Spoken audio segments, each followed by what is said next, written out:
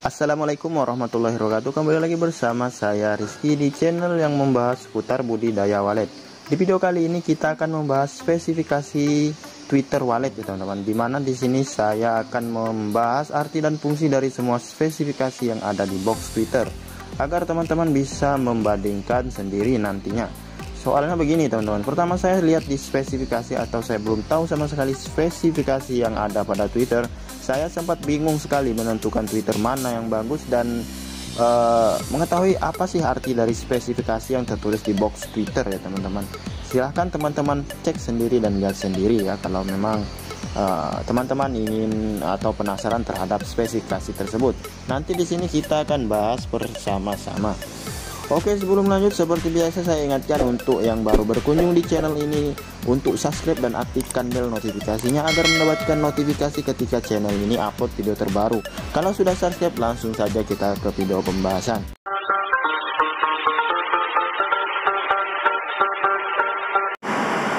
Kita lanjut di pembahasannya. Jadi di sini kita hanya membahas spesifikasi yang sering terlihat di samping Twitter. Bahkan semua Twitter mempunyai spesifikasi kemampuannya masing-masing. Sebelum kita lanjut, kita harus tahu dulu apa arti Twitter. Di sini Twitter adalah salah satu komponen audio yang berbentuk speaker mini, di mana Twitter ini berperan penting untuk menyemburkan suara dengan frekuensi tinggi.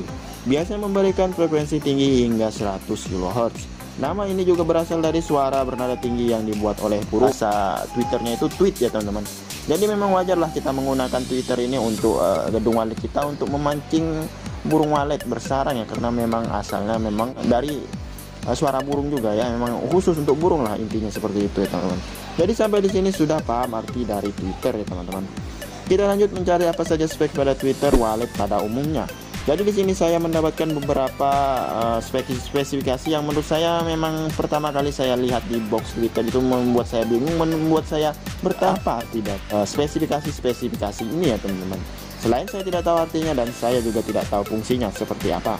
Oke, di sini saya mendapatkan 4 spesifikasi yang menurut saya penting dibahas. Dan yang pertama adalah frekuensi respon ya teman-teman. Biasanya tertulis di box Twitter itu tertulis frekuensi respon. Sepertinya ada juga berbeda tulisan, cuman lambang satuannya itu di belakang yaitu hertz dan kilohertz. Pasti sama, nggak ada yang beda ya teman-teman kalau lambang satuannya. Yang kedua adalah sensitivity atau desibel ya teman, dengan satuan lambang desibel. Yang penting kalau di belakangnya itu tertulis dB atau desibel, itu adalah sensitivity ya teman-teman. Yang kedua adalah impedansi ya teman-teman, atau yang bertulis lambang OHM. Kalau belakangnya OHM itu adalah impedansi ya teman-teman. Yang keempat yang umum sekali pasti teman-teman juga sudah tahu sebelum saya bahas ini, yaitu power atau watt ya teman-teman, yaitu kekuatan atau watt arus listrik yang dipakai oleh Twitter itu sendiri. Jadi kita akan membahas satu persatu arti dan fungsi dari masing-masing spesifikasi ini ya, agar kita tahu kualitas dari Twitter yang kita pakai, dan bagi teman-teman yang baru ingin beli Twitter bisa mengerti Twitter mana yang harus dibeli. Oke, yang pertama ini yang kita bahas adalah frekuensi respon ya teman-teman, dengan lambang satuan di belakangnya itu kilohertz.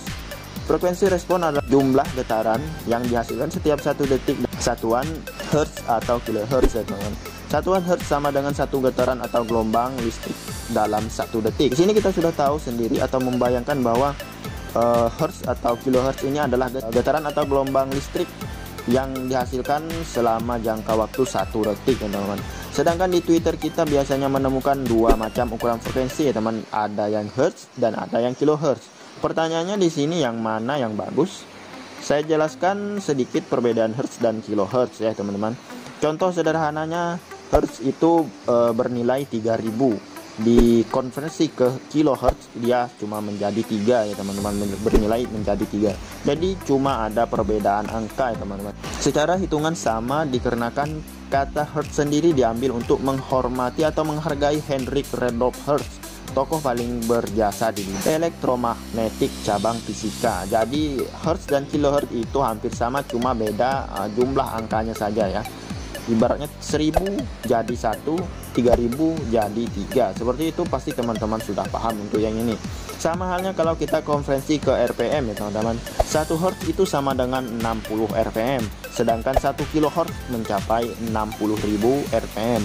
Jadi kalau teman-teman menemukan di Twitter itu 3000 Hz sampai 40 Hz, seperti contoh di gambar, itu sama dengan 4 sampai 40 kHz. Jadi nggak jauh beda dengan Twitter yang memang tertulis 4 sampai 27 kHz. Jadi seperti itu, semoga teman-teman paham ya. Jadi untuk Twitter Wallet ukuran berapa yang bagus? Untuk frekuensi Twitter yang bagus itu berkisar, frekuensi rentang bermainnya itu 20 kHz, misal antara 2,5 kHz sampai 20 kHz ya teman-teman, atau 3 kHz sampai 20 kHz. Ini sudah dikatakan Twitter dengan kualitas bagus ya teman-teman. Jadi teman-teman membeli Twitter tuh tinggal lihat saja kalau rentang bermainnya itu dari 2,5 atau 3 kHz sampai 20 kHz ya, itu adalah Twitter yang mempunyai spesifikasi bagus ya begitu. Jadi di sini kita sudah membahas spek pertama pada Twitter burung walet, yaitu respon frekuensi. Oke, yang kedua ini kita bahas adalah sensitivity dengan satuan dB atau desibel. Di sini saya kurang menemukan arti yang pas untuk sensitivity Twitter wallet ini ya sebenarnya, tapi saya ada bayang-bayang agar teman-teman bisa paham apa yang dimaksud dengan sensitivity pada Twitter yang kita pakai. Untuk arti sensitivity sendiri adalah kepekaan ya teman-teman.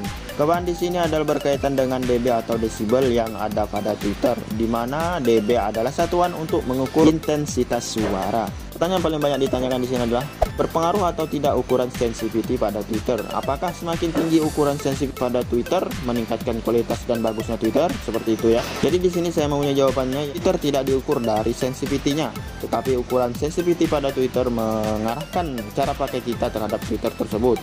Sensitivity rendah bukan berarti suara Twitter kurang bagus. Semakin tinggi ukuran desibel pada Twitter atau ukuran dB pada Twitter, semakin kecil tenaga ampli yang dibutuhkan. Sedangkan ketika ukuran dB atau desibel pada Twitter rendah, akan membutuhkan tenaga ampli yang besar ya teman-teman. Seperti itulah. Jadi teman-teman di sini sudah paham? Saya ulang ya. Semakin tinggi ukuran desibel pada Twitter, semakin kecil tenaga ampli yang kita pakai. Sedangkan semakin rendah ukuran desibel pada Twitter akan memerlukan tenaga ampli yang cukup besar. Semoga teman-teman di sini sudah paham ya. Contohnya ketika ukuran desibel pada Twitter rendah, untuk memaksimalkan speaker tersebut butuh tenaga ampli yang besar atau butuh spesifikasi ampli yang lumayan kuat ya teman-teman untuk memaksimalkan suara Twitter yang mempunyai spesifikasi desibel rendah ya. Sebaliknya ketika ukuran desibel pada Twitter sudah besar, tenaga ampli yang kita butuhkan nggak perlu besar teman-teman. Soalnya pemaksimal speaker sudah ada pada ukuran dB-nya atau desibelnya yang sudah besar gitu ya. Maka ampli gedung wallet simple, kecil dan ringan ya, karena nggak butuh power gede. Nah, beda halnya dengan ampli buat karaoke atau buat elektron acara kawinan itu kan, itu ada membutuhkan power gede, ukurannya agak besar dan bebannya berat ya teman-teman. Bisa teman-teman lihat sendiri ya untuk acara-acara besar seperti itu. Semoga teman-teman paham. Nah, itu tadi lingkup sensitivity. Kita lanjut spesifikasi Twitter yang biasanya bertulis seperti ini, 94 dB, 1 watt per meter. Nah, ini adalah ukuran di mana dalam jarak 1 meter kita akan menerima tekanan suara sebanyak 90 desibel atau 94 dB. Kita akan menjauh 1 meter lagi sehingga jarak kita dengan Twitter menjadi 2 meter ya teman-teman. Nah, di sini akan ada pengurangan desibel sebanyak 6 desibel ya teman-teman. Semula 94 dB akan menjadi 84 dB. Nah, di sini agar supaya lebih paham lagi kepada teman-teman, tadi kan jarak kita dengan Twitter semulanya adalah 1 meter ya. Dan tekanan yang kita terima pada Twitter atau desibel dari Twitter tersebut adalah 94 dB. Terus kita akan mundur lagi 1 meter sehingga jarak kita dengan Twitter itu sekitar 2 meter. Semula 94 dB itu bisa berubah menjadi 88 desibel. Begitu seterusnya jika kita tambah 1 meter jarak dari Twitter ya teman-teman. Saya tuliskan seperti ini sebagai teman-teman tambah paham ya. 1 meter sama dengan 94 dB, ini adalah ukuran asalnya. Terus kita akan menjauh 2 meter akan terkurangi menjadi 88 desibel. Kita jauh 3 meter akan terkurangi lagi menjadi 82 desibel. Dan kita jauh lagi 44 meter sih, 4 meter kita akan terkurangi lagi jadi 76 desibel. Kita menjauh sebanyak 5 meter akan terkurangi lagi menjadi 70 desibel ya teman. Seperti itu seterusnya ya kalau kita dengan jarak 1 meter. Jadi di sini teman-teman bisa menentukan spesifikasi Twitter teman-teman atau desibel dari speaker teman-teman itu berapa meter jaraknya suara tersebut bisa terdengar, dan berapa meter tersebut berapa desibel yang bisa teman-teman dengar atau wallet atau burung wallet itu dengar ya teman-teman. Jadi untuk suara panggil bagus ini kalau ini bisa diterapkan ya, karena desibel ini seperti ini penerapannya ya. Semoga teman-teman paham ya. Itu saja saya lanjutkan karena saya menjelaskan ini agak haho-haho ya teman-teman. Oke, kita lanjut. Agar menambah pengetahuan, kita bahas sekalian desibel suara dari yang paling minimal hingga yang paling maksimal yang bisa didengar oleh telinga kita, ya teman. Jadi di sini yang pertama adalah suara paru-paru, ya teman. Suara paru-paru itu adalah 0 sampai 10 desibel. Itu adalah batas paling rendah yang bisa didengar telinga kita, ya. Kita lanjut yang selanjutnya, yaitu yang kedua, yaitu suara sayup-sayup di desa yang tenang. Nah, di situ adalah suara sayup-sayup dari desa yang tenang itu mencapai 20 desibel, ya teman-teman. Itu sayup-sayup terdengar ya, 20 desibel. Dan yang selanjutnya yang ketiga yaitu suara orang berbisik. Suara orang berbisik adalah 30 desibel, ya teman-teman. Yang keempat adalah suara percakapan kita sehari-hari. Ini adalah batas aman pendengaran kita. Jadi suara percakapan kita hari-hari itu adalah batas aman dari desibel atau suara yang harus kita dengar, ya, yaitu mencapai 40 sampai 50 desibel. Kita lanjut yang kelima adalah suara teriakan ketika berbicara. Nah, suara teriakan ini tanpa teman-teman sadari itu mengganggu teman-teman, ya, dimana dia melebihi dari batas aman pendengaran kita, yaitu mencapai 60 desibel. Yang keenam adalah suara penyedot debu. Biasanya teman-teman memakai penyedot debu itu kan nggak sadar, ya, kalau memang suaranya itu bising, ya, sangat mengganggu karena memang dia melebihi dari suara batas aman pendengaran kita, yaitu mencapai 7. Yang ketujuh adalah suara jalan raya, ya, yang mencapai 80 desibel. Yang ke-8 adalah suara mesin potong kayu yang mencapai 90 desibel. Dan yang ke-9 adalah suara dalam pabrik yang bising dan suara penggunaan earphone, yaitu mencapai 100 desibel.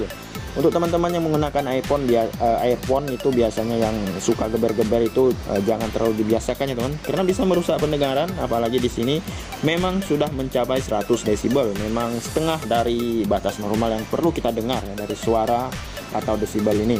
Yang ke-10 adalah suara konser rock, ya, yang mencapai 110 sampai 120 desibel. Yang ke-11 adalah suara ledakan kembang api yang mencapai 130 desibel. Memang sangat suka terkaget-kaget, ya, kalau mendengar kembang api ini, ya teman-teman. Oke, yang ke-12 adalah suara ambang batas pendengaran kita, ya teman, yaitu 140 desibel. Contoh suara tembakan dan suara mesin pesawat jet. Memang ini bisa membuat telinga kita berdengung dan ya pusing, ya, kalau memang terdengar suara yang seperti suara tembakan atau suara mesin jet. Oke, kita lanjut yang ketiga, yaitu impedansi atau yang satuannya adalah OHM. Impedansi di sini adalah ketahanan speaker apabila diukur dengan menggunakan OHM meter, teman, atau ketahanan dari lilitan tembaga yang digunakan pada speaker. Penjelasan sederhananya, untuk tweeter wallet yang menggunakan nilai OHM dengan ukuran cukup besar akan memerlukan daya atau watt yang cukup besar dari ampliter untuk menghasilkan suara yang kencang. Sebaliknya, tweeter yang nilai OHM-nya kecil hanya membutuhkan daya dan volume kecil dari ampli untuk menghasilkan suara yang maksimal dan kencang. Untuk nilai OHM speaker wallet atau tweeter wallet diperlukan nilai OHM kisaran 4-10 OHM. Itu adalah kisaran nilai OHM tweeter wallet yang umum, ya, yang menurut saya sudah bagus, mantap, ya, begitu. Lanjut ke pembahasan yang terakhir, yaitu yang keempat, yaitu watt, ya. Watt di sini adalah besaran power yang digunakan tweeter untuk beroperasi atau menyala. Semakin keras suara tweeter, maka akan menggunakan watt yang juga tinggi yang dibutuhkan, ya. Untuk watt atau power pada tweeter ini mungkin teman-teman sudah pada paham, jadi nggak usah panjang lebar saya bahaskan, ya, atau saya bahas. Oke teman-teman, mungkin cukup sampai di sini pembahasan seputar spesifikasi tweeter kali ini. Semoga bermanfaat bagi teman-teman, apalagi yang baru cari speaker atau tweeter untuk gedung wallet. Mungkin cukup sampai di sini. Sampai jumpa di next video. Salam sukses penggiat wallet.